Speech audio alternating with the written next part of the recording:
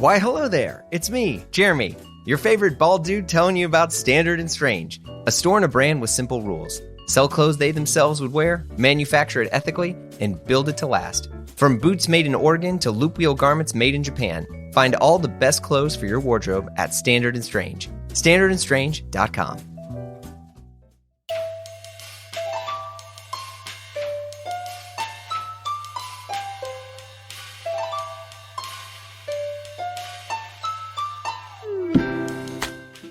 Hey, folks!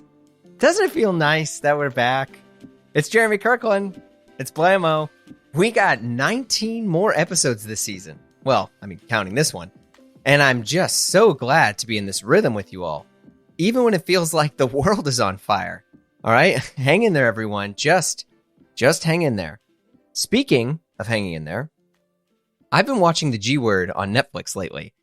And while I've been enlightened, excited, and let's be honest, incredibly depressed, this show has given me a ton of hope. It really has, because it's like, all right, what do we do from here? And by the way, if you're not sure what I'm talking about, it's the recent project from Adam Conover of Adam Ruins Everything, who, by the way, surprise, also happens to be my guest this week. And look, you'll hear us talk about this on the pod, but after seeing it all, hear me out. The show definitely demystifies tons of things we take for granted, from GPS to weather to how we protect America's food supply chain. It's eye-opening, to say the absolute least. But it's also like, yeah, some of this stuff sucks. And I have to say, hearing Adam talk about this stuff is very refreshing, because he's not selling sunset here. Oh, pun. Here we go. He's admitting the hard realities we're in, helping us laugh at it, and which, by the way, if you want to hear me discuss how comedians are philosophers, I need a good 90 minutes on another podcast. But I mean, it was great, and the show is amazing. It was awesome. And by the way, this chat we did was amazing. And man, did we get into the weeds on stuff. We talk about clothes, watches, how to own something without it owning you, which you'll hear about. We also chat about how Adam lives his values within reason. From having an existence-free life of Amazon and Google to taking the bus rather than owning a car in LA, which is not known for the world's best public transit, Adam also gives his classically eloquent opinions on fast fashion, the struggle of finding the right suits for his recent show, The GWord, college athletes not getting paid enough, traditional Ivy style, being a collector of video games. I mean, it's all in there, and we just went at it. So without further ado, here's my chat with Adam Conover. Well, first off, thanks so much for making the time to join. And I know you got a lot of things going on, and I'm glad we were able to do this. Like, usually, I mean, it's the schedule stuff is pretty crazy with folks, and I'm really, really glad we were able to do this. So thanks so much. Oh, of course. Thanks so much for having me. You're definitely a personality and a pretty wild character on the internet for like memes, for like basically breaking down. And by the way, I want to say, and I will put this on here, I'm astounded by your convictions that you continue to live out, not just through your character, but you as a real life person. Because as we were talking earlier, you're averse to the Amazon stuff. You're averse to the Google stuff. Yeah. I wouldn't say I live a monkish existence, but I do live out my values. I don't order things on Amazon. I de-Googleified a couple years ago. I don't use any Google services. I use DuckDuckGo. I don't use Chrome. Specifically, I don't use Chrome because it's like piece of shit software that'll like fuck up your computer. That's the main reason I don't use it. Like, I'll go to google.com occasionally when the DuckDuckGo search doesn't get what I want. You know what I mean? It's not like that. But I'm like, I don't want to participate in Google anymore. And there's like replacement services for all these things. There's a wonderful service called Fastmail you could try, which like reproduces perfectly the Gmail interface without any of the bullshit.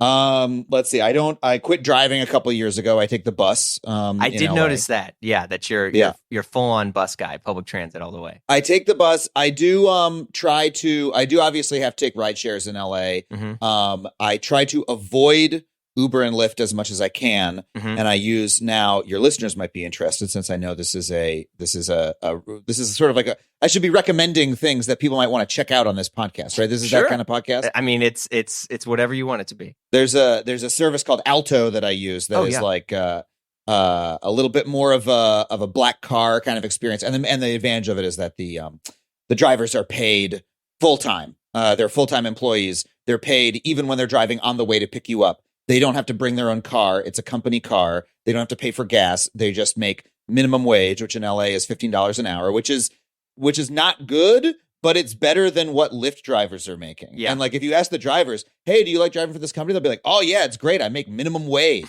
Like, so that tells you something about Uber and Lyft, right? Is that like literally, if you go look on like the rideshare sites that like advise rideshare drivers, you know, like, hey, you're thinking about getting into the gig economy. They're like, wow, Alto is great. You make minimum wage. It's incredible. So that tells you something about Uber and Lyft. And of course, Uber and Lyft have like, you know, the money that you give to them, they end up spending on trying to like erode worker protections like around the country by passing horrible laws and things. So yes, I'm a live my values within reason kind of person. Although one of the values I also try to live is that your individual choices as a consumer are ultimately not very important. And we spend so much effort, and American societies put so much pressure on us to try to solve problems just by buying different shit. Okay. And no problems will be solved that way. So what we really need to do is, you know, collective action, create movements around these issues, right? Rather than, you know, the classic example, rather than like stressing over what you're going to eat for dinner that night, just eat whatever the fuck you can and get yourself to a local, you know, neighborhood council meeting where you could talk about, you know, green initiatives, things like that, political participation, that sort of thing. So I do like to give that proviso because I'm, you know, while I do, you know, try to live out my values, I'm not under any illusion that like everybody, you know, I try to avoid eating meat, right? For that reason. But I don't try to go around telling people everyone else needs to do the same thing, because that's not how we're going to solve any type of problem. Is by trying to like individually strong arm people into changing their daily habits. Oh man, you should change all the churches. I mean, basically, you can fix religion if that's the mindset you're going to do. How so? Well, I mean, in my opinion, like, you know, and I'm happy to jump around this. Like, most people don't have issues with religion. They have issues with people that follow the religion, right? Mm-hmm. Whether it's Christianity, Catholicism, Mormonism, Scientology, whatever. Like, generally, it's the users, the members that are inflicting the chaotic pain and awkward community building that exists around the capital C church in general. And so, I mean, what it sounds like you're saying is more of like speaking around acting as a collective versus an individual, which is also a very Eastern mindset, which is great, you know. But I think like that's something that could fix a lot of issues where churches go wrong. Yeah, I'm interested in why you went to religion specifically there. Is that a common topic for you? Yes and no. I mean, I don't think I ever, you know, lean hard on religion, but I grew up very heavily in the church. My dad was a pastor. I have a bit of an axe to grind against the church, but I'm not like anti-church. The weird thing is, and that I always like wonder is like, why is it that like I get emotional when I see people being together in harmony? Like, surely that must have come from something, right? Like, so I don't. I'm not going to say like, oh, that's God or whatever. But I'm always like, okay, there's something there. And so I've weirdly, especially since I relocated from New York back to St. Louis to spend more time with my dad, who is slowly, you know, fading away. I've been like, okay, did this dude waste his whole life on this? Like, this is what he dedicated his whole life on. And I think it's kind of bullshit sometimes. So surely he couldn't have been that wrong. I don't know. Well, there's good and bad. I'll say to your earlier point that I would take the opposite approach in terms of religion, in terms of most problems. I don't think the individuals are the problem. I think structures are almost always the problem. Oh, structures and infrastructure. Like the dogma of it? Not sometimes, but even more importantly, the social structure of the organization. You know, the leadership structure, the way the organization is arranged, like how responsive to its members is it? You know, what is it structured to do? Those sorts of problems. What are, you know, literally, if you look at most problems in the world, they're caused by structural incentives, structural pressures on people. You know, the classic example is, okay, so we all need to, I'll bring it back to green stuff. Sure. We all need to cut carbon emissions right, in order to save the planet. Let's all just agree on that point. Well, one way to do that is via transportation. I elect not to drive a gas-burning car. Instead, I take the bus, right? However, that is not a solution that I can impose upon other people, because I specifically live in an area, and Los Angeles, by the way, is not a great area for public transportation, famously. I happen to live in an area where it is. I literally moved to a spot where I can catch the bus and I can get on the subway and stuff like that. I live in Los Feliz, and it's in a neighborhood where that's possible. For a lot of folks, it's not. So if we want to solve the transportation problem by making public transportation more accessible, that's a structural problem. It has to do with where the literal lines are drawn on the map. Where are the tunnels? Where are the buses? Right. And why do we have a metro system that is not responsive to the people who want to use it? Right. The people who literally, they're people. We need more bus lines. Did they cut bus service and they, widen freeways instead? Because the structure of the metro of the literal Los Angeles County Metro, the Board of Supervisors is appointed by all these different cities, and who elects the people who appoint those supervisors? It's affluent white people who love to drive, right? That's the problem. So we can't go around and say, hey, every single person, you should go take the bus. No, it's a collective problem we need to solve collectively, because nobody can build a new subway tunnel by themselves. Nobody can run a bus line by themselves, right? Right. So when you're talking about what's the problem with the Mormon church, if you want to pick a particular church out of the hat, right? It's not a problem with individual Mormons. It's a problem with with the overall structure. And I don't know enough about Mormonism to tell you exactly what that problem is. But I can tell you most problems, in my view, in the world work that way, where they are structural rather than individual. And a lot of times the reason I came to this is because after working on Adam Ruins Everything for so long, we would look at all these different topics saying, hey, you've always been told the problem with this is A, but it's actually B, right? The B is almost always some weirdo designed the system to work this way 100 years ago, and now we're stuck with it because we haven't examined it. And once you start to examine the structure, you realize, this is a pattern with almost every single problem that faces humanity. Is we have a structure that's built poorly, that's forcing people to behave in a way that they don't want to behave. People all over Los Angeles are trapped in traffic. They're stuck in it going, I hate this. And they don't know why, right? They don't know why they hate it. They just know they hate it. And there's nothing they can do to fix it on an individual basis. There's no better solution. Literally, most people in Los Angeles drive because the structure is forcing them to do it, even though it makes them miserable, even though it's hurting the planet. Right. Some people are no, I love my car. They're kidding themselves. Or maybe a couple weirdos do. Right. but even fucking Elon Musk, right, who has a car company, lives or spends time in the Los Angeles area. Yeah. Has a car company, has invented a new type of car that he loves and that many people love. He's sitting in the car going, I fucking hate being in this thing. Right. I need to build a tunnel. Now, his actual solution is dumbass dog shit. He doesn't understand anything about traffic engineering, as has been evidenced by the abject failure of all of his tunnels around the world so far. Oh yeah, the Vegas one is hilarious, by the way. It's you just kind of zoom through. Yeah, it's awkward. Yeah, no, just an Uber driver in a Tesla drives you through a short tunnel at 40 miles an hour or something like that. Yeah. And it's a bumpy, uncomfortable ride, and it's very slow. And because any traffic engineer could have explained this to you in very basic ways, but even the richest man in the world who owns a car company is feeling the pain of this structural solution. And unfortunately, like most people, he doesn't know how to fix it because he's an idiot. But the problem that he's feeling is not going to be solved by him as an individual, digging a tunnel or building a flying car. It's going to be solved by us coming together as a society, restructuring our transportation system, which is going to be a very big job. But that is how we have to do it, because the problem is structural. Is this what you wanted to talk about on your clothing podcast?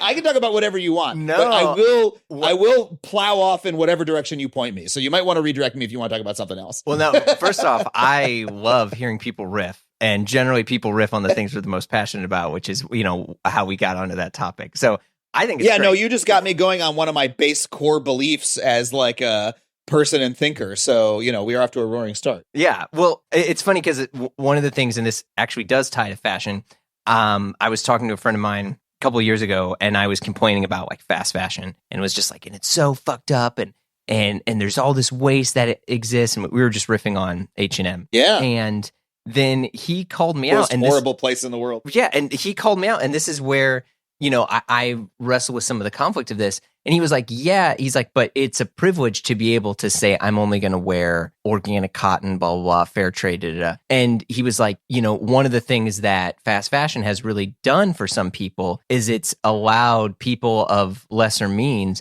to look like the people that they admire and aspire to that have more means, right? Like it kind of flattened the landscape in a way. And by the way, this is not in defense of, well, this is not in defense of H&M, but this is like, if you want, you know, so historically, how you dressed showed how much money you were worth, right? Like, so clothes, silk, all that stuff. You're rich, you wear it that way. And peasants wear peasant clothing. And right now, if you see, you know, people walking down the street, you can see a dude wearing a black H&M shirt, and then you can see another person wearing a black Charvet shirt, and it looks pretty damn similar. And you really feel it does? I do. And as this is someone who it looks like it, let me be very clear. It looks like it. The construction is an order of magnitude different. But if I'm wearing a Navy sport coat and then, you know, and like, I mean, you've worked on film sets and stuff and all sorts of things. You see all the stuff that they pull. There'll be like Navy sport coats, you know, suits, all that. And you can get these suits for a pretty reasonable amount because of how they're able to be mass produced. But the difference between the high end one and the lower end one is artisanal craftsmanship, which it's tough to put a price on. But when you look at it, you're like, this is the point of entry is much lower to look like the person that you really aspire to be. And so he called me on that, and I was like, okay, like there's some truth to that as to where people who may never make X amount of money are able to wear these clothes that make them feel like the successful person they want to be. I mean, that's why we all wear clothes anyway. I think that's far too generous to the fast fashion companies, and I think it's. And I like that's their marketing spiel, right? Your friend maybe worked for H&M or maybe like went to a conference where they said, here's how we're making the world a better place, right? Fair enough. Okay, so you made my point for me. I would frame fast fashion as doing something to people, not giving them something, but it's yes, it is a position of privilege to say, I'm only going to buy expensive things that'll last a long time. Right? Yeah. However, the fact that that is the world that we live in, where only expensive people can buy things that last a long time, is not a foregone conclusion. It's a world that was created by the fast fashion companies. I mean, you walk into an H&M. I used to do a joke on stage about this in stand-up. Where like you walk into H&M and like the clothes are made of like tissue paper. Like you run your hand along the rack and they just like disintegrate and fall on the ground, you know? And then the stores are always chaos, right? They just like the clothes fall on the ground. And then at the end of the day, they just like throw them in the garbage. You know, it's like not like these, like they're selling people rags. Like it's garbage clothing that they're selling at a very low price. And that's what people wear because that is the only clothing that is available to them at that price. That has overtaken that entire segment of the market. And so why do people have to buy it? A, wages are really low. So people are not able to afford better clothes. That's part of the picture. But B, it's crowded out everything else, right? You know, like if you go to a thrift store, right, and go look at the cheapo clothes, right? Go to the t-shirt section of a thrift store and look for the vintage clothes that used to just be like free handouts. You Giant know, like t-shirts is what they were. It was one of the brands. They make all the best. All the Nirvana shirts that people are paying $800 for right now are all giant. Exactly. Yeah. Like go. You know what's back in now is what I used to wear in the late 90s growing up on Long Island, which is like, you know, thrift store, like Little League sports team shirts. You know what I mean? Like that kind of thing. And if you go look at the ones and go find one that's from like 1991 or 1985, it'll say made in the USA on and you'll touch it and you'll be like, this actually feels kind of nice, right? It's got a nice hand feel. It feels a little beefy. You know, it's got a nice construction to it. And go look at the kind of shirts that they're handed out for Little League teams now. And look at what the difference is, you know? Yeah. Like the quality has gotten worse. Now, I was going to argue on, can't you tell the difference? Because I feel I can tell the difference. If someone is only wearing H&M, right? I'm like, I feel like I could maybe tell the difference. But you know what? Maybe I can't because I did have a weird experience. I'm making it. Here's my plug. I'm making a new show for Netflix called the GWord. Yeah. It comes out in late May. Yeah, the official date is not set yet. It's not public, but I can tell you that's what I've heard, right? Okay. And I wear suits on that show. I was trying to sort of upgrade my look, and I want to look a little more elegant, a little more mature than I have on past shows, and I really care about menswear and men's clothing, and I feel that I can tell the difference, and I have a refined sense of taste, Mm-hmm. And one of the suits that our stylist brought, we don't have a big budget on this show. Because of that's how streaming is now. That's a different topic if you want to talk about that. But everything's on a budget. So my stylist brings me a Zara suit, right? And I'm like, I don't want to wear a Zara suit. Like, come on. On Adam Ruins Everything, by the end, we were getting bespoke suits made from a really great place downtown LA at an affordable rate, right? Because it was like we were getting like 10 at once. But they were like all tailored and nice and da-da-da. And I still have them in my closet. And I'm like, I don't want, now I'm on Netflix, I don't want to wear a Zara suit. But everyone's like, Adam, this other one, we're going to spend money on this look. But this one, we think this looks good. All my producers said, you know what? It looks really good. I was looking in the mirror going, okay, I guess it's fine for TV. It does fit nice. We'll get it tailored, da-da-da. So I'm recording. This is... I'll say this early because this trailer has not yet come out, but it will not be a spoiler once the trailers come out. I do a interview with Barack Obama on the show, and I walk into the room with Barack Obama wearing the Zara suit, and he goes, "That's a nice suit. Hey, that's a really nice suit." And I was like, "God damn it!" I was like, "It's Zara, Barack," and he's like, "It looks good." So I know what you mean, where it's like, the thing looks nice, right? Now, even though it's a $50 suit off the rack that we got tailored in a half a day, But on the other hand, is that suit going to last for a moment? If I wear that, it's not still in my closet. I'm not wearing it anywhere else because, it'll get destroyed in an instant. I was lucky enough to have a stylist who knows how to get it tailored just right, and in order to make up for its problems. So, just to come back to the original point of like structure versus individual, yes, it is a position of privilege to be able to say I can buy the better thing, but that doesn't mean that we should accept the reality of these like extremely low quality, extremely harmful goods being foisted on people, and we certainly shouldn't try to apologize for them and say, "Oh, isn't it so nice that people get to wear like garbage that is like pretending, if you're from far away and you squint, looks like it could not be garbage," right? I think we should try to build a world in which everybody should have access to clothing that is made well, made ethically, and makes them look good, and that lasts a long time, and that has dignity. I think that's a really important thing with clothes, right? Like you put on something, you want to feel like you have some dignity. You don't want to feel like you're faking it with a piece of tissue paper that is about to fall apart and you're, praying is going to hang together when you're, dancing at your own wedding, right? So anyway, that's my rant. Wow. I mean, because I think, one, I do appreciate that perspective. And I think that that's something that is basically, in my mind, I'm like, let me just try to make better, or look at the ever the optimist, try to see how, isn't this nice, or what's the silver lining here? And versus you're saying like, no, what we need to not necessarily blow up the whole thing, but rethink and rebuild the entire foundation of what it's built upon. I mean, and the first step of that is having a clear-eyed view of what the problem is, right? And not trying to apologize for it, and be really clear about it. Take any issue. When people talk about, I argue so much with people about like the NCAA, right? With athletes, that they don't pay the athletes. It's a crime.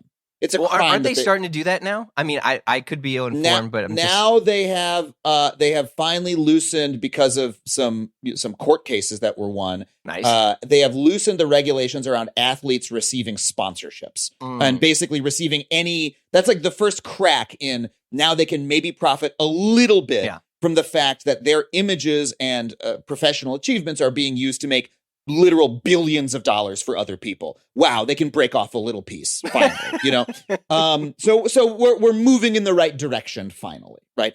But I have so many arguments with people where I say this is a crime that they're not being paid. And I say this as someone on television, right? I'm on television and I know there's advertisements running against my face. I should be paid. I'm a member of 2 unions. You know, this is like a pretty fundamental principle. When I watch a college basketball game, I'm looking at something where literally everybody else is being paid. The sportscasters are being paid. The coaches are being paid. Everyone on the sidelines is being paid. The people hawking hot dogs in the stands are being paid. The only people not being paid are the athletes. And this is some of the biggest television on TV. Oh yeah, March Madness is, I mean, they call it March Madness. Yeah. Incredibly high ratings. And the only reason people are watching is because of the athletes, and the athletes are not being paid.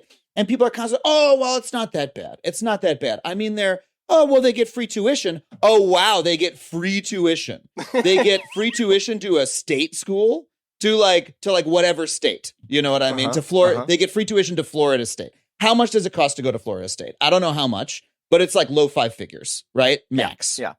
State schools historically are less expensive. Yeah, and state schools are great. I'm not knocking state schools, right? But they're taxpayer subsidized. That's why they're cheap, because we're all paying for them, right? Yeah. So this person is getting a free education to a taxpayer subsidized school where the tuition is probably what, 15 grand, something like that. So they're making less than minimum wage, right? They're making like, oh wow, they're making $15,000 a year in free education, or however much the education costs, right? Yeah. Even if they're making, what's the most expensive school in the country cost? $80,000 a year. I'm pulling off the top of my head, but let's just say, I don't know, Harvard, right? Stanford, or something. Yeah. Yeah. Okay. So say you're on a nationally televised game. Say you're going to, is Duke an expensive school? I actually don't. Yes. Okay.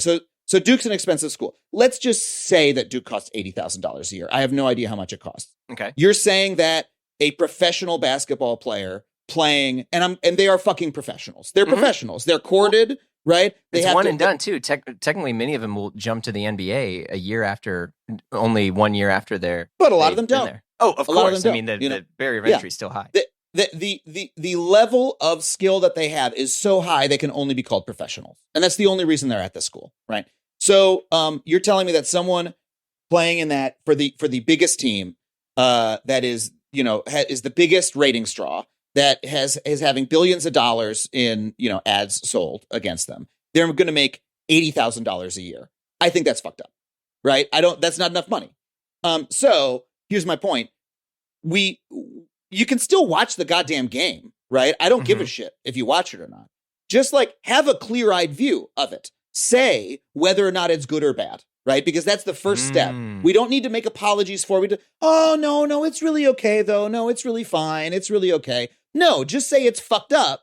And then step 2 is we can work towards fixing it, right? Just be straight up about it. That's a big part of what my philosophy. And then what I am trying to move towards more and more in my work is saying, okay, what can we do about it? Right. Because just to, again, plug my new show a little bit more. It's called the GWord. It's about the federal government. It's about what the federal government does that's good and bad, all the hidden things that it does, how it affects your life in ways you don't understand. Now, on my past work in Adam Ruins Everything, I spent a lot of work trying to reveal facts to people, right? Saying, hey, there are things that you're not being told. There's history you were not taught. Let's talk about it. And spreading that out to a wide audience. It was so much fun to do that on television. We're now living in a world where we kind of know it's streaming again, too, by the way, which I think is awesome. The show's streaming on HBO Max. You can watch every episode of it, which I'm really proud of. Fantastic show. Thank you so much for saying so. So at the time when I started making the show, God, close to like 7 years ago now, it felt very revolutionary to just say these things on TV. Like, oh my God, we're going to tell these stories. Now, everyone is constantly sharing the Adam Ruins Everything type information. Go on Twitter and you'll see like a million threads. Here's the truth about this or that. And they'll all have 10,000 retweets, right? And so what I'm trying to move towards now is, now that we know this shit, what do we do about it, right? What action can we take? And that is a big part of the GWord moving forward, is talking about what can we actually do to fix these problems. It's a good show. It's going to come out in May. Barack Obama is briefly in it, if that's appealing to people. Mostly it's me, so hopefully that appeals to people even more. And it's a funny show where you'll learn a lot of crazy shit. And you're in some suits. And I'm in some suits. I'm in a Zara suit. I'm also in a bunch of really cool like literally my stylist just went downtown and like went to a no name like suit seller and like found a beautiful burgundy suit that I would not buy off the rack myself to wear to a wedding, but I tried on. I'm like, oh my God, this is great. I don't know where the hell this thing came from, but let's raise the cuffs and it's going to look beautiful. I'm in a little bit of suit supply on the show, I think. Okay. But yeah, what can I tell you about clothes? Let's talk about fashion. It's that time again. The time for the Oldjerbears picks from Standard and Strange. You know what I'm talking about. They're one of my favorite clothing stores on earth. With locations in Oakland, Santa Fe, and New York City, they have everything from incredible leather jackets and boots to the highest quality Japanese denim. Look, it's getting a little warm, and I'm loving their new gear from Orslo. But by the way, before I start going crazy, here's a little tip, folks. If you don't have a pair of fatigue pants in your wardrobe, you're just missing out. And pair it with the Western shirt from Standard and Strange, and you're going to unite the world. Okay? I'm serious, they're great. And look, if you're still thinking, just head over to standardandstrange.com and see why they're one of my favorite shops. I mean, what other retail store donates 2% of their revenue, not profits, to giving back? I love these folks, and so should you. So visit standardandstrange.com to learn more. And while you're there, be sure to sign up for their mailing list so you never miss the latest dope gear they have at standardandstrange.com. That's standardandstrange.com. You like watches? You like to talk about them? You like vinyl? You like vintage? You like vintage vinyl? You like video games? Look, they're all available on Whatnot and even more. Whatnot is a community marketplace that provides members with a safe place to meet online to share their collectible items to buy, sell, and more. It's a platform for collectors interested in buying and selling authentic collectible items of all kinds. Look, before I go crazy here, here's what I love about Whatnot. I get to actually have a relationship with the people I'm buying from. There's now a face to my purchases. And when you're getting watches like your boy, it's paramount. But there's more. This season, you can join me, your favorite bald dude, on Whatnot for our exclusive show and hang session all about watches. Click the link in the show notes to download the app to check it out. We'll learn about some of my favorite brands with some of the most notable people in the industry. We'll chat about watches and yes, even give away some incredible pieces in the process. So download the app on your app store or sign up online at whatnot.com to get started. Whatnot.com. Well, I was going to say, I'm curious, so you're an East Coast guy. You come from a family of people that are, professional teachers, a lot of academic background. And, historically, the academic Ivy League sort of like style, I feel like has been, it popped really hard in, the 2010s. Yes. And it feels like now is really starting to come back again, especially with... You think it is? Oh, absolutely. Especially with people like... So, here's a very brief, quick history thing. One of the people that really championed the entire... I mean, many people were, but I think one of the sort of like New York icons that was really pushing the sort of new wave prep stuff was this designer named Michael Bastian. Michael Bastian used to work for Ralph Lauren Home. Then he was the like creative director, probably someone's going to correct me, of Bergdorf Goodman, and got a incredible deal to make his own clothes. It initially was just he was trying to reinvent like chinos.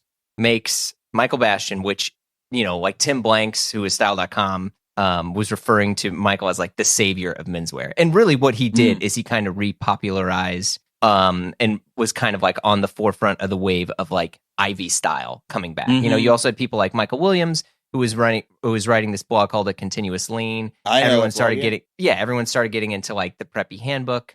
Anyway, that's like your bread and butter. Like that's like your fam. Like, so I'm curious, is seeing that sort of like start to, the resurgence of that again. Have you been, did you grow up in any of this stuff? Like, were you wearing like chinos and blue Oxfords and navy? Oh God, no, not at all. I grew up in a very like fashion unconscious household, Okay. My dad was a university professor, recently retired.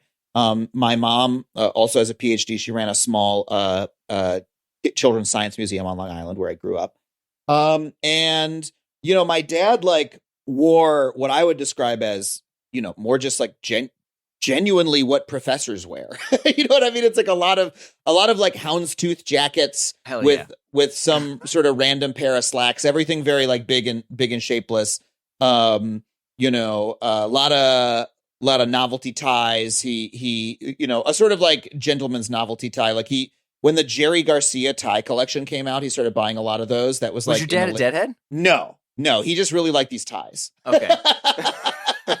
But they were like, I don't know what it was about these ties. He's like, oh, those Jerry Garcia ties, I love them all. We started getting him those a lot, like probably in the late 90s, early 2000s. And I remember seeing his coworkers, this is at the State University of New York, Stony Brook. And they all sort of dressed that way. It was like, not quite a uniform. There wasn't like a lot of style to it. It was just like, hey, this is, a sort of rumpled, version of our work attire. Right. So yeah, no, I didn't, I grew up on Long Island, but my dad grew up in Florida. My mom grew up in Michigan. So I'm not like, I'm East Coast because I was raised there, not because I have like family there. And I do appreciate you think of me as an East Coaster because I want people, I've lived in LA for too long now, but I still want people, when I walk down the street, I want people to go, oh, here comes a New Yorker. Look at that motherfucker. In my heart. And then, however, I have to say, I think I failed at this because last time I went to New York pre-pandemic, I was flying there for some sort of press thing I had to do. And I landed, I went to the hotel, I got to the front desk, and the front desk guy goes, oh, you just flying from LA?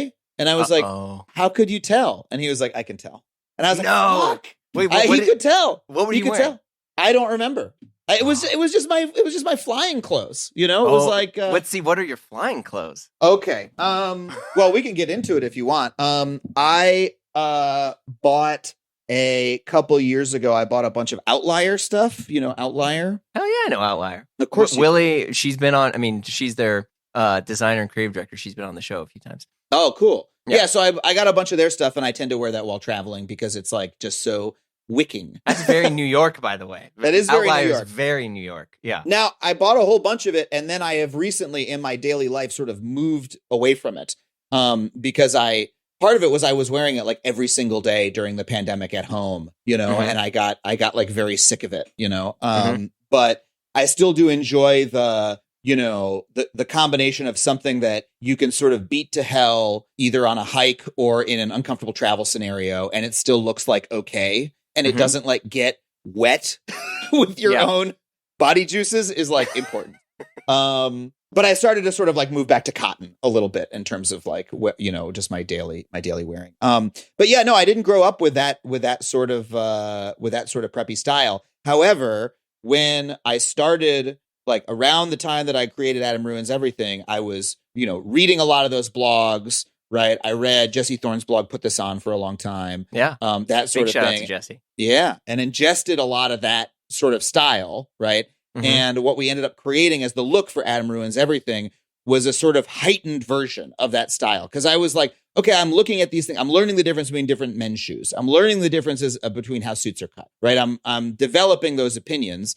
But on the show, we pushed that into a like far too nerdy direction, right? Like the character of Adam Conover on that show is like self-consciously he's like dressed too well. He's like, it's fussy. It's tie clip and pocket square and lapel pin. Well, because it was Mad Men time, right? Because I feel like that at least, and maybe I'm wrong, but I feel like when that show was really popping, Mad Men was either, it was like the peak of Mad Men or towards the end of Mad Men, but like Tom Brown, because I remember seeing like these like best dressed things in GQ. And it was like Tom Brown stuff, Adam Conover, all these other, folks that were wearing these. Yeah, that was like, tie clip.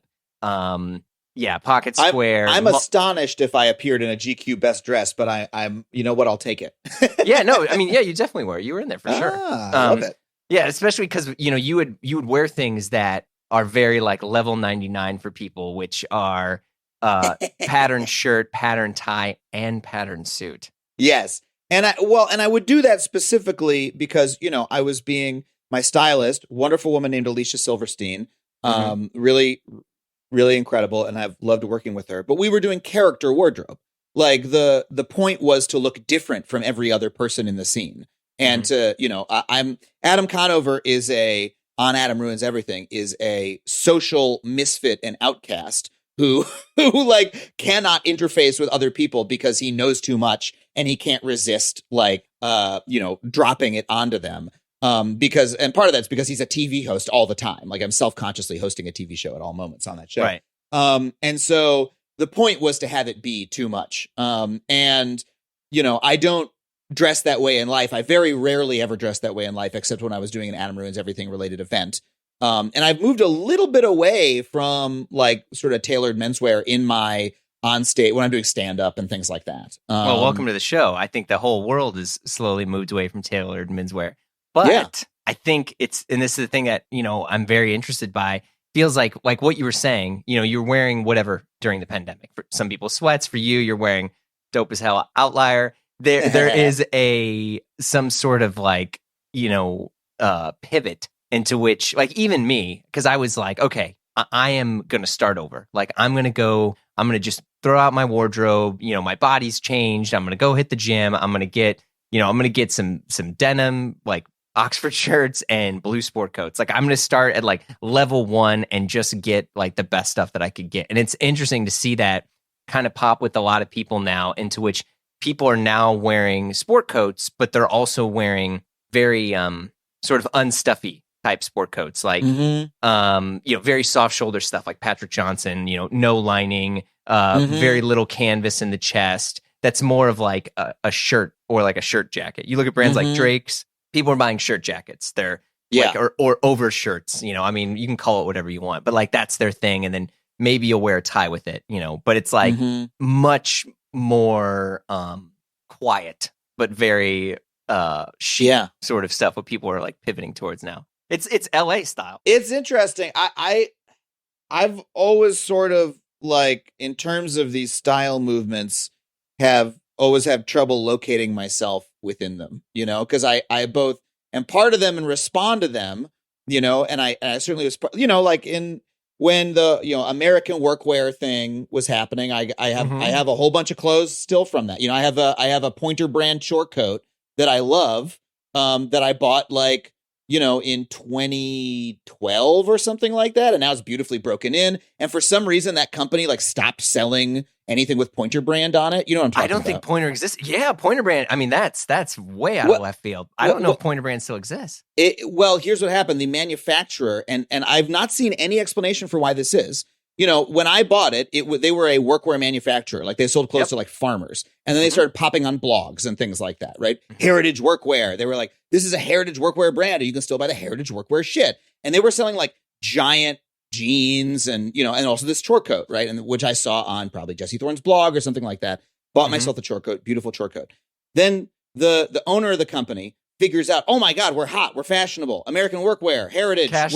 We're a Heritage brand, right? And now when you go to their website, LC King Manufacturing, it's all that kind of stuff, right? They've completely it used to literally look like a GeoCities website, Yeah. And now it's like, you can probably go and like, archive.org and check it out. And now they sell a whole lot of, it's like, a lot of their stuff could be sold at J. Crew or something like that, right? It's like, but here's the weird thing. Somewhere in there, they retired the mark Pointer brand. Yeah. And I have never found an explanation for why, because what became famous on, probably GQ's website and stuff like that was the Pointer brand, with the little dog and everything. And you can still get a short coat from them, but it doesn't have the little dog on it anymore. It's now LC King. And I'm not sure what happened. I wonder if there was some sort of dispute or something.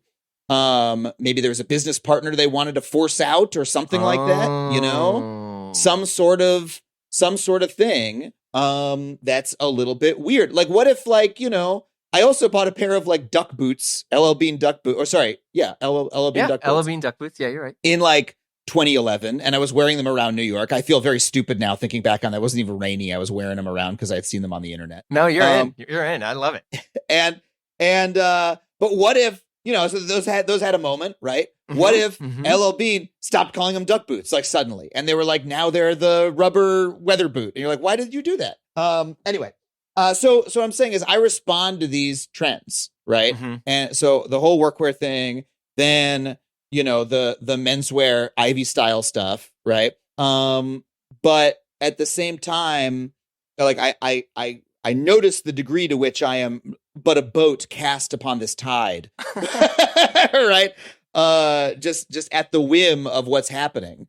But at the same time, I don't follow it that closely, and I do find myself getting like skeptical of it very quickly. You know what I mean? Well, I mean, I think that's the thing. Ivy style, I'm now like, ugh. Well, is it because it's Ivy and Ivy is almost like a pejorative term now? Or, I mean, because otherwise people would also refer to it as just classic menswear, which is like, that's the weird part about it. I mean, I now have a weirdness about the Ivy thing and the stuff, the halo surrounding it, right? Mm-hmm. And the kind of, the not even just strictly Ivy, but like the whole classic menswear thing, right? Mm-hmm. Of here are the rules, and here's the good tailors that and how to, this is the British cut of the suit, and this is the Italian cut of the suit, right? And all of that stuff, right? Yeah. And it was very fun to learn all that stuff. It's fun to learn all the rules, right? But at the same time, what are we doing when we do that? We're putting on the trappings of wealth. Like that's fundamentally what it is about culturally. You were saying earlier that that how much money you have determines what you can wear. And so we're trying to put on the clothes of wealth. Like if I have some opinion about British tailoring versus Italian tailoring, I grew up on Long Island. I'm the kid of again, my dad was a professor at a state school, right? Mm-hmm. His dad was an agricultural professor, was an ag scientist in South Florida. You know what I mean? Like I'm talking about what rich people halfway across the world are doing. That's just one tiny part of clothes culture. Why am I focusing on that one tiny little part? Why am I acting like that is the primary, font of men's clothing worldwide? It's because those are the rich white people. You know what I mean? And so I'm trying to emulate them on some level. And I eventually developed like a little bit of discomfort about that. I still find that language of clothes really interesting. I like knowing about it. I like using it. I still have opinions about it. Mm-hmm. I'm still like, blazer over a t-shirt. Fuck you. Don't do that. Like have some respect, like I still have that. And that's even like that's a rule I ingested from some blog years ago. Sure. That my friends still call me and ask me what shoes they should wear with their suits on their weddings because they know I have strong opinions, and I will rant at them about it, right? But at the same time, I'm like, what? This is not. These rules just come from me trying to ape that wealth, And I reached a point at which, I remember seeing some other friends on Instagram who, just like the kind of friends who wear like boat shoes and, like the boat shoe Sure. and like the Ivy sort of thing. And I remember being in New York with them in my 20s and seeing them wear that style and go, oh yeah, it's Ivy style. It's kind of funny. It's kind of ironic, Mm-hmm. And then we got a little older and those friends started actually posting pictures of themselves on yachts. And I was like, oh, hold on a second. They're just either actually rich or pretending that they are. That's what it was about the whole time. You know what I mean? And you know what? It's not cool to be rich. Like that, I think that is my resistance. Like if fundamentally having money doesn't make you cool, it doesn't make you funny, it doesn't make you interesting, it just makes you rich. And right. Okay. I started feeling that like dressing in order to appear rich isn't cool. It's not like, it doesn't make me feel good when I see other people dressed in like a rich way. I'm like, yeah, you suck. Like that's a deep thing that I believe, because I was also brought up in the last vestiges of like New York City, like punk, like that kind of, Right. like growing up on Long Island.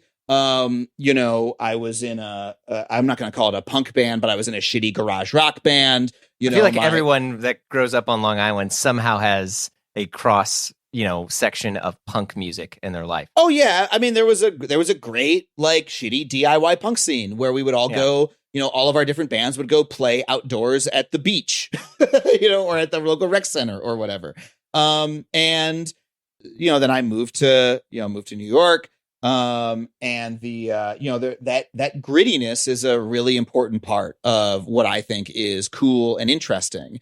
And, again, tailored menswear is beautiful, and those and I love dressing that way sometimes, but like the idea that is some sort of cultural value to aspire to, I started to have more discomfort with, because like it's I'll come back to it. It's not cool to be rich. It's not cool. It's nice, right? But it's not cool. So there's certain parts of like, menswear culture that I've always resisted. Like I like watches, I do enjoy. I know you're a Seiko boy. Yeah, you got a Seiko Alpinist. Yeah, I have a Seiko Alpinist, which was given to me as a gift by Alicia, my stylist, and it's a beautiful watch. It's so gorgeous. It's is it the only mechanical watch that I own, automatic? I'm trying to think. I think it might be currently. But it's also affordable, right? It's a watch that like most people can buy. And I still feel that like a watch that costs $10,000 is for losers. Like I do feel that on a deep level. And I know some of your audience is going to like hit pause right now because this is like the opposite, right? But like there's definitely some people who are going to be like, wow. Yeah. But that is a value that I was raised with, right? That is something that I deeply believe. Now I do love watches.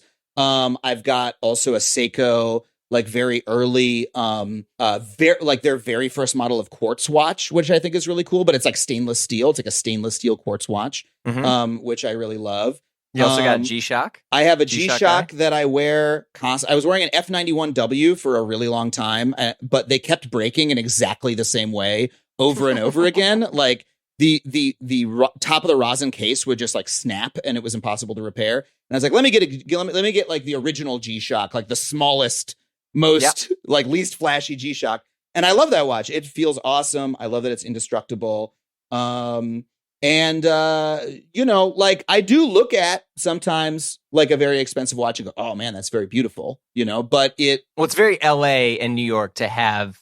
And I say this as someone who is a huge watch fan. I'm very grateful that some of the watches I've purchased over the years have actually kept this podcast going. I mean, it's helped me with it, and it's weird. Wait, how have the watches kept the podcast going? How do you mean? Oh, I mean, I would buy watches. I've been collecting watches through some way, shape, or form for like, I don't know, 10, 12 years. And some of the watches that I bought for, a couple $1,000s or something like that. And all of a sudden they were worth 15 and I was like, oh my God, like this is crazy. Like I'm going to sell this. And now I have money to continue making the show. Cause I mean, obviously we weren't really making any money for a few years. So it kept things going. It to be honest, one of the watches helped pay the down payment on our home, amazing. Which is very different when you live in the Midwest. So it's not a huge down payment, but, but I definitely wrestle with that too, because I think there's two things that you're speaking to. One, how you look is you're communicating to everyone about like how much you're worth, right? Yes. In LA, it's your car. A buddy of mine told me that he always gets his car washed before he goes to a car valet because he doesn't want to look like a slime ball. Like he doesn't want to look bad like that. And, I think in New York, a lot of people, it's their watch. But the weird thing that's happened right now is watches in general have become this new tax haven. It's almost like a free port, right? Which is, you could talk all day about free ports. And so people are buying, like Patek Philippe's or even like a brand new sports model Rolex. They can get it from their dealer. And that's if, like right now, if say you have $15,000 in your pocket and you're like, I want to go buy a Rolex Daytona. All right. You and Tom Holland, you're going to go get a Rolex Daytona. And you walk into the store and you say, hey, here's the money. Give me the watch. They say, sorry, we don't have it. You know what? They probably do have it. But the way that all these authorized dealers work is they're really only going to sell to the people that have like previous client history.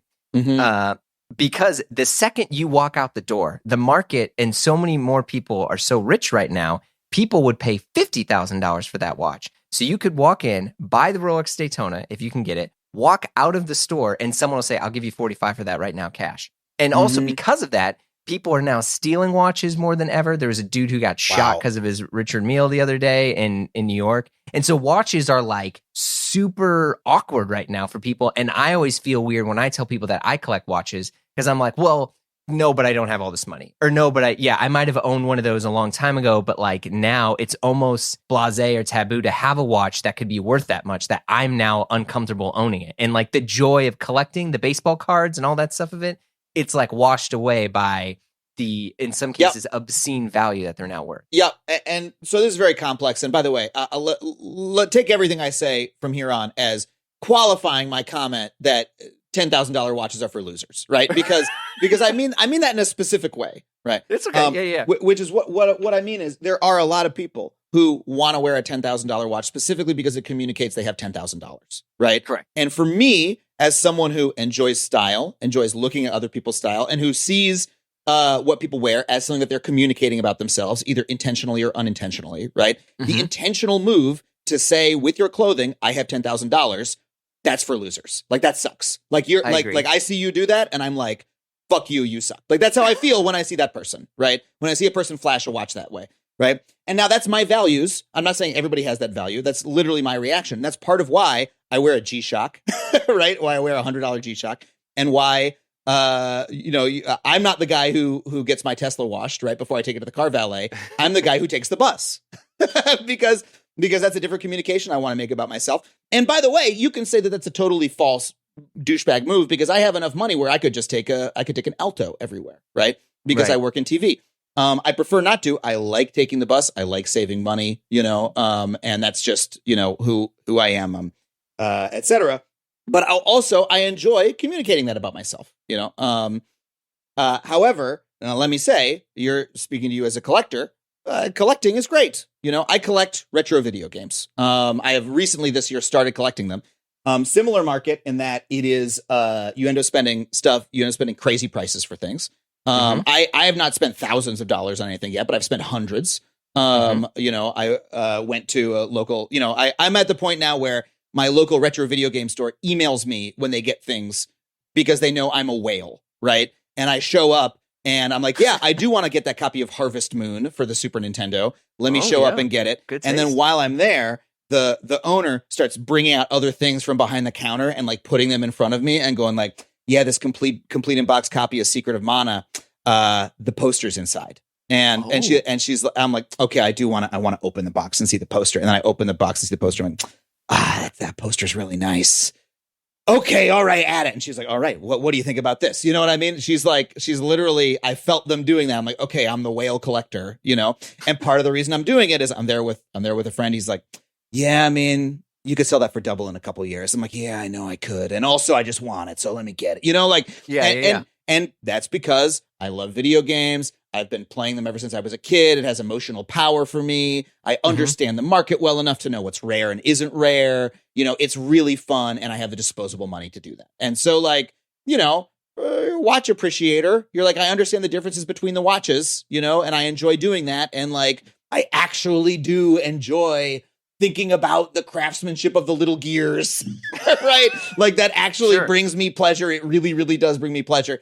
I believe that and I understand that, right? And at the same time, so I can honor that experience, right? At the same time, the same thing is happening in video games and in watches and in a lot of other things around the world, which is the financialization of it. And you're right, it's specifically a tax haven or a money haven. You said a second ago, the only thing I'm going to take exception with is you said there's a lot more rich people right now. Not true. There's less people who are rich, but they're a lot richer than they used to be. That's what's going on. And they have a lot more disposable income that they're like, hold on a second. I want to buy some expensive shit where I think the value is going to go up.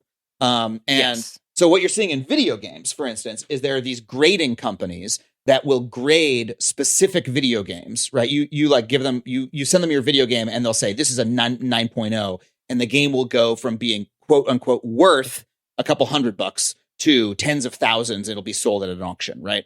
And this is like the extremely high level of this is it's a grift, it's a way of people who have a lot of money saying, how do I buy an asset and like flip it as much to be as valuable as it possibly can be?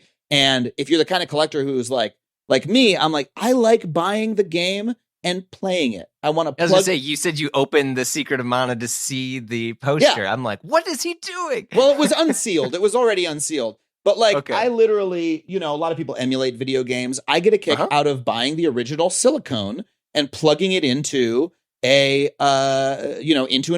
my childhood NES and playing it on a CRT TV, and just having that experience. That's what I like. And, the guys and gals, but let's be honest, mostly guys who are like, making, selling a copy of Super Mario Brothers 3 for $60,000. Like they're fucking with that. They're inflating the market. They're making it harder for people to do that. And that sucks. And that's a part of the market I can say this is bullshit. At the same time as I enjoy collecting. And of course, someone else could look at me and say, Adam, you could emulate all these games for $50 and you don't need to buy these things. And you're just doing that because you have extra money. And I'd say, yeah, that's true. But I do gain a lot of value out of it, emotionally. And it's a pretty cheap hobby to have. But so there's all these things swirling around. Too, right? Yes, I am a Twitch streamer. Streamer. Well, I stream. Sorry, I'm not a Twitch streamer. I don't make a living off of it, but I stream occasionally just because it's more fun to play video games with others than alone. Yeah, because you were playing Elden Ring the other day, right? Which is already dividing half the United States into players and non-players. Yeah, I'm having a great time with Elden Ring. It's great. Although I don't have a physical copy of it, which bums me out a little bit because I'm playing on PC. But because I do enjoy physical. That's incredible. So, well, then to jump back to some of the menswear stuff, let's do it. I am kind of curious because one of the things that we kind of talked about was almost this like theme of you have things that you really like, but you're also trying to be conscious of what that communicates to someone non-verbally. Like I wrestle with liking clothes and liking watches and like all these things that in most of the outside world kind of views them as somewhat snobby or highbrow or, like rich, when I had told someone that I had a bespoke suit, the only times I ever had bespoke suits made was when I worked in the industry and I actually got them as payment, which is a whole other, can of worms. And that's been something that like I really wrestle with all the time, especially as someone who literally makes a living by people paying to listen to me, So, cause I'm like, well, I try to be quiet about some of the things I might own because, one of my close friends, he's a small business owner and he's like, yeah, people that like support you always want you to do well, but never better than them. And I'm like, yeah. And I do kind of, I am curious because you have, to so many people, you represent, like pro-union and just like a much better collective society, but you're also within an industry that, like people are getting paid a lot and, the streaming boom is bigger and better than ever and whatever, some sort of thing. So I'm curious how you find ways to continue enjoying that and not get destroyed by some of the ideals that are perpetuated around it. Well, that's a really great question, a really complex one, and I'm really glad you asked. No, not at all. No, because it comes very naturally from what we were just talking about, and there's a lot going on here. First of all, let me just say, you mentioned the streaming boom, and it's bigger than ever. The people who are not feeling the boom right now are the workers who are making the content. Correct. So, this is, I'll say I'm a member of the board of directors of the Writers Guild West. So I'm now a member of the leadership of this union. And part of the reason I wanted to take on that role is because I'm really frustrated by how wages are dropping across the entertainment industry. Like writers are making less, actors are making less. Crews, I don't know if you followed at all, IATSE, our crew union, had a huge, I was local 829 for a while. Oh, cool. In New York. I was a stylist for a bunch of actors. Oh, amazing. Unrelated. That's awesome. No, I mean, that's absolutely related. These crews are being worked like literally to death now. The Helena Hutchins case, who was, she was killed on the set of the Alec Baldwin movie because the film was not being run safely because they were rushing in order to save money. Like that's one of the most high impact stories. But it's true across the industry. People dying in car wrecks because they just worked 28 hours straight and hadn't slept. And they're driving on the way home and they like it's literally that is what IATSE is still fighting for, is enough time between shooting days in order to safely get to and from set. It's not what it used to be. The industry is far more consolidated. Money is, far more in the hands of the tech companies that are buying everything up and running everything rather than the people who actually make the work. And that's something that, as an industry and as union members, we all need to fight back against. As far as like my enjoyment of things that cost money when I try to be cognizant of them. It's really interesting. I mean, I try to be, like I said, I try to be ethical in my choices. I try to make choices that allow me to say that I am genuinely living my values to myself and to others. It's not just to others. It's because I feel better when I do, like again, I genuinely enjoy riding the bus. Like I like being around other people. I like seeing the other people, and I like thinking about the fact that like, yeah, I'm on, we're all in this together. I'm not costing anybody anything by being on this. This is the most efficient mode of transportation I could use. That brings me like joy, genuinely. I don't tell other people to do it. I just enjoy doing it myself. But I also engage in hobbies that are like expensive in this way, like collecting retro video games. I think part of it is that, I have a really strong awareness that, there's, as they say, there's no ethical consumption under capitalism. There's no escaping the system, right? There's no, I got to buy electricity. Some of my electricity is produced in ways that are harming the planet, So all I can do is try to live and all I can do is try to live while trying to make the world a better place. And part of living means enjoying yourself sometimes. Yeah. Right. The other interesting piece of it that it makes me think about is the way that we communicate with our choices. You were talking about you enjoy things that communicate wealth to people, right? You enjoy nice watches. Say what you said again.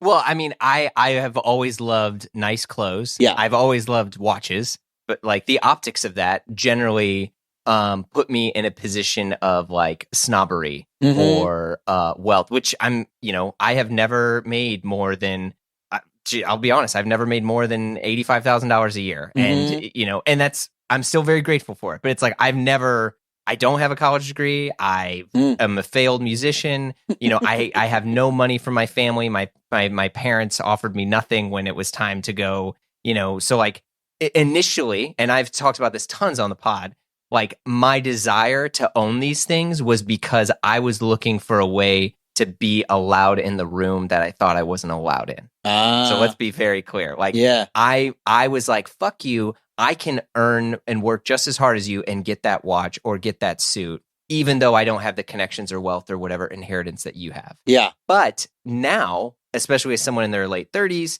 like I am aware that some of these things communicate to others things that I can't control. And so I'm very conscious of what those things are. And sometimes I try to purposely, like I have a Rolex, but I try not to wear it all the time because I don't want people to think that I'm some dickhead with a Rolex. Yeah. Right. Mm-hmm.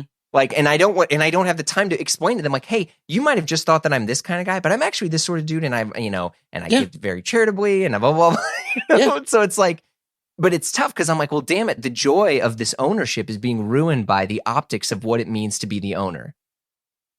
Man, we're doing such a wonderful job of complicating the very simple rant I made about expensive watches earlier. Right. Yeah. Because it really comes down to your values and the values you're trying to communicate. So one thing that's really interesting is that this is like my girlfriend reading a book about rich people. It was like a sociological study of rich people and telling me about it. I haven't read the book and I don't remember what it was called. But, she was talking about how like one of the values of wealthy white society in America is often generally to downplay the wealth. Right. Yes. To not flaunt it. Right. That's the old money thing, to not flaunt it. And a lot of Ivy style probably originally comes from that. Right. Like, oh, it's shabby, it's rumpled, that kind of thing. Of course, now we actually connect that with wealth because, I mean, it's fucking Ivy style. They were in Harvard anyway. Right. Yeah. So there's like there's this weird loop around with it. And you know what? I got to say, my own view of when I said earlier, it's not cool to be rich. It's lame to be rich. It sucks to be rich, right? You shouldn't be excited to be rich. You should feel a little ashamed. You know what I mean? You should not try to flaunt it in that way. That's me just expressing that value, right? That I got from osmosis. You know what I mean? And again, I didn't grow up from wealth. My dad was a professor at a state university, but I certainly came with a lot of privileges, like I could tell the same story as you, where I said, well, my parents didn't give me any money and I had to really scrap it out in New York for a long time. But I'd also say, well, they were able to send me to an expensive private college with no debt. You went to Bard, right? I went to Bard College. Yep. Yeah. And I had no debt, and that wasn't because my parents were wealthy. It was because they lived below their means for many years in order to save like literally the exact amount of money they needed to. But you know, they were able to send me with no debt, so I was in New York with no debt, and you know, I had a good relationship with them. And even though I didn't think about it, if things had really gone south when I was doing comedy for free in New York for 10 years before I was finally paid for it, I could have gone to live with them on Long Island, 2-hour train ride away, you know? Right. So that those are forms of privilege that like I did have, right? And I still benefit from. And so maybe part of me saying, hey, it's not cool to be rich, right, is me still expressing some of that value. Hey, downplay. Don't show it off, right? So, okay. And so maybe that's a little bit of my own, not hypocrisy, but just sort of like, hey, this is my value that I'm imposing upon others, right? If someone from a more genuinely heart scrabble upbringing says, hey, I like that shit because it shows I deserve to be in the room, right? Well, that was my initial entrance, but yeah. Yes, go ahead. And it means something different to me, and it means something different to my peers, and that's what I'm saying when I do that, right? And look, we could talk about, you know, like hip hop culture's embrace of luxury brands and all that kind of thing, right? That whole other world of, you know, what these things mean. Like, that's a valid set of meanings that I'm not going to argue with. You know what I mean? If, you know, someone says, hey, I bought this expensive watch because I grew up in the projects right now, I can afford it. And like, fuck you, here it is. I'm not going to be like, yeah, you suck, you know? So these things are really interesting and complex. When you say, so let's bring it back to your earlier question. How do I grapple with the fact that the things that I like have meanings that are outside of my control? Well, I think the fun thing about clothes is that they're a web of meanings, right? Like everything that you put on, you know where it was from, you know how it was made, you know, you know what it communicates. That's the fun thing about putting it on and like trying on the different you know, who am I going to be? What am I going to communicate today? So like one of my favorite things to do now is I'm finally getting to do stand-up comedy again. Because, you know, stand-up comedy is now happening again in Los Angeles. And when I figure out how I'm going to dress for a show, is really fun because I think about, okay, what kind of room is it? What night of the week is it? What are other people going to be wearing? And what am I going to communicate about myself by wearing these clothes? Right. So sometimes I'll wear, you know, very much American workwear, beat up jeans, bomber jacket, denim shirt, you know, my Alden indie boots that I've had for years and are all beat up. Hey, right? There you go. 403s. Let's go. Yeah. Terrific. And that has like a real, you know, I fucking look like I just like walked off the ranch or something, you know, and like in some situations it's cool to wear that. Right. And in other situations, it's not cool to wear that. Right. And thinking about where it's going to be cool and where it isn't how am I going to feel in it? And what am I going to be communicating in that context is like the fun part of wearing it, you know, like, I've got the Seiko Alpinist watch, right. Which is again, beautiful, looks really nice. I've got the Casio G-Shock watch, right. Those two watches communicate different things. And so it's fun to go, okay, I'm walking into this situation, right. I'm doing this show, or I'm doing this TV appearance, or I'm meeting this particular person. Which is the thing I want to say about myself today, you know? So you don't have control over what the clothes say, but you have control over what you are using them to say.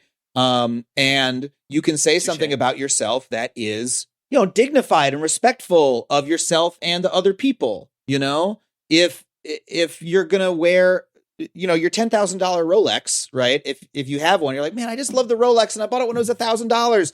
And people are going to think I'm fucking flaunting this and I'm shoving in their face like I'm Mr. Wonderful from Shark Tank, right? Like he's a bad egg. He's a bad egg. And he wears maximum wealth signifying like accessories at all times. He's got like the fucking like, what is it? Like the pins that go through the yeah, he wears collar pins, yes, which are very, the funny thing is you would generally wear a collar pin when you have like no sort of collar at all. And it's almost like an oxymoron because there is a very stiff collar that he has. So it's like a heavy starch and like collar with a ton of inner lining. and there's a collar pin on it. So it's like if you're Jesse Thorne, you're going to look at it and laugh more because it's like you don't. They cancel each other out. Yeah. But he's And because you know that about the clothes, that's what you're doing, right? You're having that reaction that you want to avoid because he's fucking up by wearing that. Or maybe he's not. He's playing a character on TV. He's playing a character of a rich man, right? Yeah. He's Donald Trump on The Apprentice. He's saying, I'm so rich and incredible, right? Yeah. He's the fucking Donald Trump of Canada. He didn't he run for president there or something? Like he is. Yeah, no, I think you're right. Actually, he's the DT over there. Yeah. Yeah. So that's what he's doing. He's literally playing that same character, right? Yeah. So that's what he's communicating through those choices. And, you by knowing about clothes, know what the communication is, and you can calibrate yourself so that you don't do that same thing. So sorry, coming back to your Rolex, right? You wear it in you. This is a fascinating conversation, by the way. I am thoroughly enjoying all this. Oh, I'm so glad. Okay. Well, so you have the choice. It's just all cut. This is just riffing. It's just off the top of the head. But it is fun to think about how I think about it. There are situations in which that Rolex is gonna feel so good, and it's gonna look good to the people that you're around, and they're gonna appreciate it. And it's gonna feel like you're wearing swim trunks to the beach. And then there's times when you're going to wear it and someone's gonna be like, is that dude fucking wearing a Rolex to the dive bar? You know what I mean? Yeah. Or whatever it is, right? Like that's a little bit of an easy example, but yeah. So I try to, for instance, I'm on TV. I'm known for wearing suits. On my upcoming show, I'm also wearing suits, right? But if I wore a suit to a Thursday night comedy show in someone's backyard, right? That wouldn't look good, right? It would be like, what is this guy trying to do, right? But if I wear it to, a big whatever gala show, dressing for the occasion, yeah, right. I'm sorry, yeah. This maybe sounds sounds too trivial, but like the context of what you're trying to communicate really matters. What I do try to do every time is I just try to dress a little bit better than all the other comics. and by that, I don't mean fancier or more formal or more expensively, but more tastefully, more like a little bit more thoughtfully. I try to think about what I'm communicating every single. Yeah. There's a long way of saying a simple thing, perhaps. No, it's great. So when I think about one of the things when I think about nice things and enjoying nice things, and this is just, again, my own personal ethical thing, is I try to make a distinction when I'm enjoying something nice. I'm like, is this free ice cream or is this a first class seat? Right.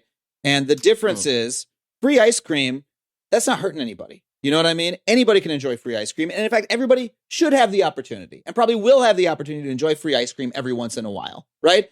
It's nice to get free ice cream. A first class seat is great, but not everyone can enjoy a first class seat. And specifically, the existence of first class seats make the plane suck more for everybody else, right? Because to have the first class seat, they have to cram everybody else in tighter, right? And I remember the first time I was ever flown first class by the network, all right? Here's the thing, they fly you first class. The reason they fly you first class is because they make you do the thing that you're doing. They were like, you have to fly to New York for the upfronts. You have to be there for a whole weekend. You're not going to be paid. We're going to fly you business class, right? Yeah. So the first time I was in that seat, I was like, oh my God, this is so nice. Everyone should be able to fly this way. It doesn't even feel like incredibly nice. It doesn't feel like luxurious. It just feels like respectful of you in a way that the rest of flying doesn't. I have enough leg room. I can recline my seat.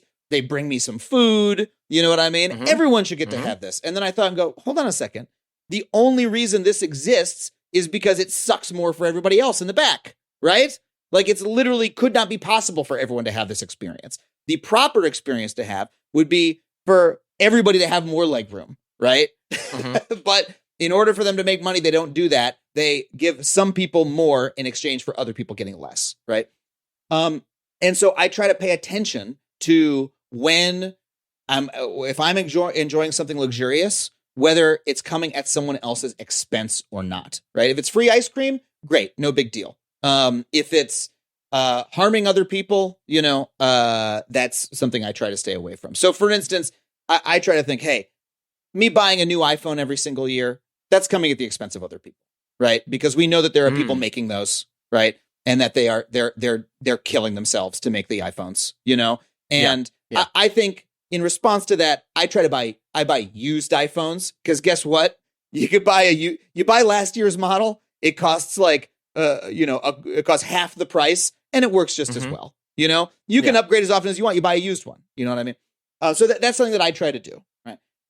Versus, if you enjoy collecting watches and you buy a used one every now and again, you go to a vintage dealer and you get a nice one. That's a luxury that you can enjoy and know you're not hurting anybody. Me buying an old copy of Super Mario Brothers 3 on eBay, is not like harming other people.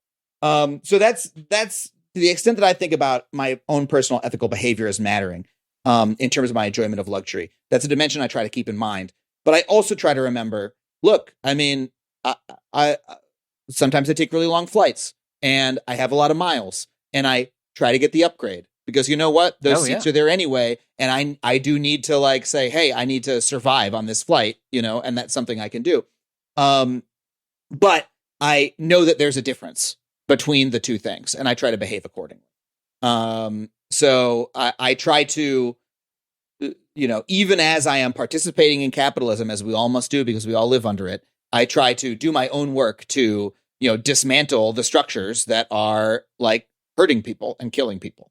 And that's the sort of balancing act that I try to, live my life by. And folks listening can tell me whether or not they think I'm successful. And, I'll always try to adjust and try to do a little bit better. But that's the best I've been able to do so far. That's extremely well said. Thank you. I mean, I think that, the fact of how it may be harming others is, I think, context that I don't think I thought of before. And sure. And it's important to, the important part is you can't totally avoid hurting other people, right? You're an American. You're buying things in America. Sometimes other people are going to get fucked with as a result. Mm-hmm. But what you can do is know what's happening, mm-hmm. And say, okay, when I do this thing, there's a consequence, and I know what it is, and I'm going to do my best to act accordingly, so the knowledge comes first. So what I always try to tell people is don't worry so much about never, ever, ever doing the thing, right? Just try to say, hey, when I do the thing, when I buy the thing, when I use the thing, I know in my mind what it is. I'm going to enjoy the college basketball game, but I'm going to know that the people should be paid, right? And I'm going to try to support efforts to get them paid. I love buying the expensive watch, but I know I know what it means, and I know what goes into making it, and I'm going to try to act accordingly. That's the first step. Yeah. Well, I mean, I assure you, by the way, I did not feel attacked or anything when you were talking about watch stuff. Oh, good. Generally, I'm that person the other way around. Well, this has been really, really good. We're starting to wrap up. There's a few very rapid fire questions that I'll ask you, and then I'll leave you to whatever else you're going to do. Okay, so this is a series of random questions. So, if you were making a YouTube how-to video, what would it be? Oh God. I think it would be how to actually invest money. because so many people, there's so much bad information with crypto and with Robinhood and all that. People are being tricked into putting their money into shitty speculative investments. And I think people should know, just open a goddamn Vanguard account.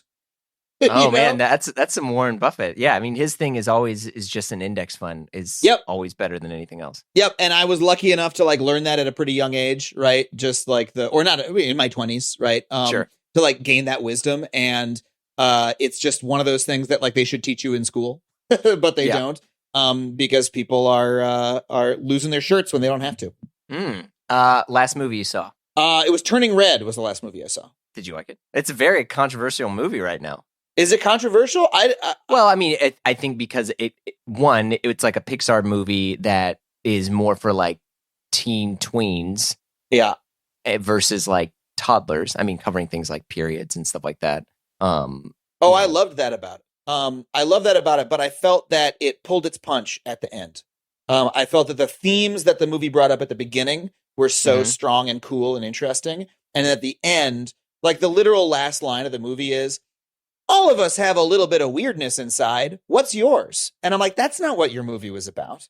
Your movie was about about sexual repression and puberty and, inherited repression, and trauma and things like that. The movie wasn't about like, we're all a little kooky, but that was the ending. And I was let down by the end, but I did enjoy a lot about it. And I'm, it does a lot of good then. Last album you heard? I was just listening to, I'll say what I was literally listening to this morning. There's a saxophonist in Los Angeles named Sam Gendel who does really interesting, avant-garde is going to put the wrong image in people's heads, but he's a really interesting new saxophonist whose work I really love. Last thing you bought online? Hold on, I'll go check my receipts folder. A friend of mine is putting together hygiene kits for homeless folks in our neighborhood, and she had an Amazon wish list, and so I bought her a bunch of tiny toothpaste on Amazon, which, as I said earlier, I don't normally use Amazon, but it was her birthday wish that I order her something off this birthday list, so I did. The last thing I purchased for myself online was a new needle for my turntable. Oh, yeah, diamond. No, just the stock. It's the Audio Technica, like sort of standard direct drive turntable, and it's got like a Technics whatever. It looks like the Technics one, but it's not. But this turntable has a very well regarded just stock stylus, the AT-N95E, if people know their styluses, and so I just ordered a replacement one because I noticed my current one is a little bit bent. Okay, last question. Sure. What is a movie or a book that when someone mentions, you feel they understand you? Okay, the last conversation I had with a friend like this was we realized we had both read the Rick Perlstein book Nixonland, which is a history of the Nixon years that basically reveals that the entire thing we were brought up with, that like, the hippies and the counterculture revolution and the civil rights movement won the 60s, right? And changed America. This book reveals that, in fact, those forces lost and were beaten by the reactionaries, the racists, the Vietnam War lovers, all those forces won, and those forces put Nixon in power and later put Reagan into power and charted the course of the next 50 years of American history. That was like a huge revelation I had from reading that book. And I talked to a friend who mentioned they read the book, and I was like, oh my God, did you learn the thing that I learned? He was like, yes. And we like locked arms and just talked about that for a really long time. Incredible book, Nixonland by Rick Perlstein. And I interviewed him, by the way, on my podcast, Factually, which you can listen to wherever you get your podcasts. How's that for an end of show plug? That's amazing.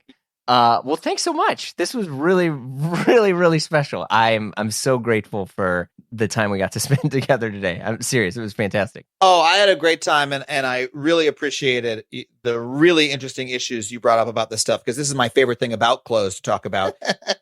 All right. Thanks so much. All right. I'll see you. Thanks so much. Yeah. Heavy, right? But awesome. God, Adam's so freaking cool. Be sure to check out his show, The GWord, on Netflix, streaming now.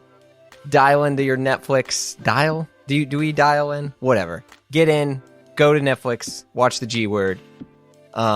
Yeah, you've been listening to Blammo. Our show is produced by Blammo Media. We're edited by Marlaw. Our theme music by the mysterious Breakmaster Cylinder.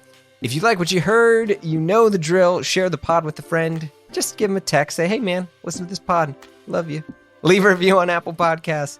Do the deals. Follow us on Instagram for all the hot content. And if you want to talk to us, give us your hot take.